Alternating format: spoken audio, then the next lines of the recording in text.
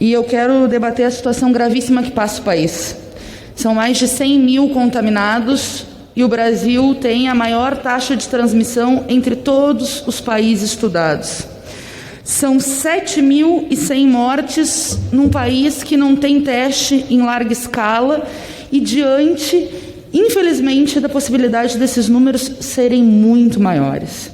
Nós estamos vendo o colapso do sistema de saúde em várias cidades, inclusive com o início da discussão no Rio de Janeiro de um protocolo de quem deve ser escolhido antes para internar nos leitos do Rio de Janeiro, deixando sobre as equipes de saúde a responsabilidade de quem vive e quem morre.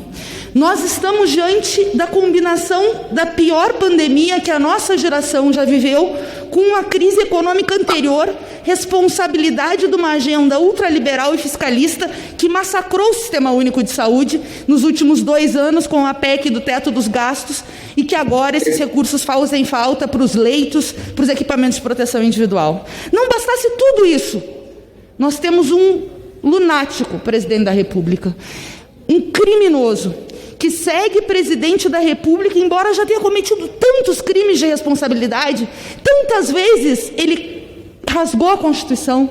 Nós vimos no dia 1º de maio, no Dia do Trabalhador, a agressão às enfermeiras por parte das tropas bolsonaristas, que faziam um protesto cumprindo o isolamento social, com as cruzes simbolizando tantas vidas que já foram enterradas.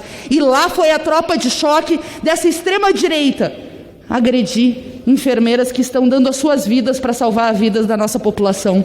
Ontem, nós vimos a agressão ao jornalista Dida Sampaio, do Estadão, a agressão aos jornalistas da Folha de São Paulo, do Poder 360 e do site Divergentes, numa manifestação claramente golpista, presidente. De novo lhe atacando, mas, sobretudo, atacando o conjunto das liberdades democráticas do Brasil. E esse responsável, psicopata, presidente da República, desceu na manifestação para ameaçar todos nós, para ameaçar a Constituição Federal e para ameaçar as liberdades democráticas do nosso país. Se o Brasil cumprisse o que está na Constituição, esse cidadão não só não seria presidente da República, mas estaria preso pelo Código Penal por vários crimes. Romper as medidas sanitárias, expor a população ao risco, atacar a cláusula pétrea da Constituição Federal, que são as liberdades democráticas.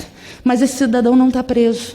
Esse cidadão segue presidente da República, atrapalhando esse momento que nós estamos vivendo. Esse momento, presidente, não seria um momento de oposição à situação. Seria um momento para a ciência estar no posto de mando e para salvar vidas. Mas o Bolsonaro escolheu liderar uma trupe da extrema-direita e não liderar o país. E a cada dia que ele segue, mais o nosso povo está em risco. Ele é a crise política em si.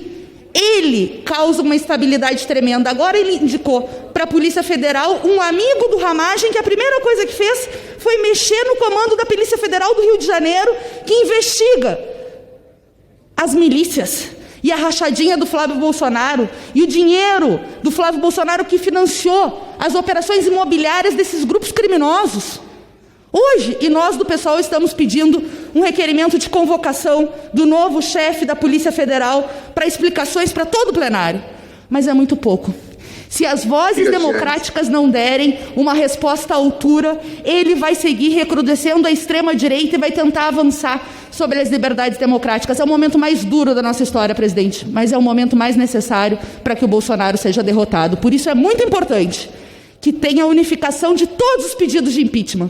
E mais que isso, que esse processo seja iniciado aqui na Câmara dos Deputados, presidente. Porque nós sabemos que uma crise política é grave, mas nós sabemos que o Bolsonaro é a própria crise política em si. E ele transforma a situação que já é muito difícil para o nosso povo numa situação insustentável e impossível. Infelizmente, para preservar vidas, é fundamental e determinante derrotar Jair Messias Bolsonaro e toda a sua trupe da extrema-direita.